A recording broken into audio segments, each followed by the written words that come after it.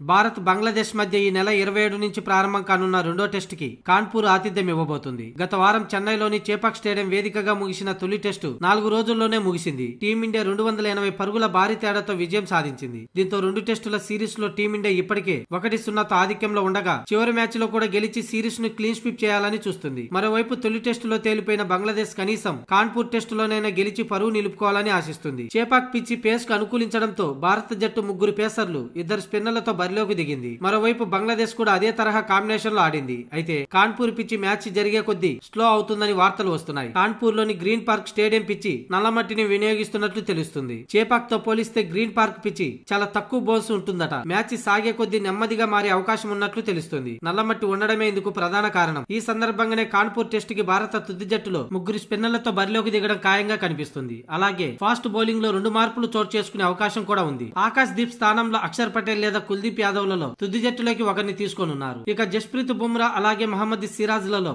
ఒకరికి రెస్ట్ ఇచ్చి ఆ స్థానంలో ఎస్ దయాల్ కు చోటు కల్పించాలని టీం మేనేజ్మెంట్ భావిస్తున్నట్లు తెలుస్తుంది. అందుకు కారణం రంజీ ట్రోఫీలో ఉత్తరప్రదేశ్ తరపున ఆడుతున్న దయాల్ కు కాన్పూర్ పరిస్థితులపై మంచి అవగాహన ఉంది. అందుకే రెండో టెస్టు కోసం టీం మేనేజ్మెంట్ 2 మార్పులతో సిద్ధమైనట్లు తెలుస్తుంది.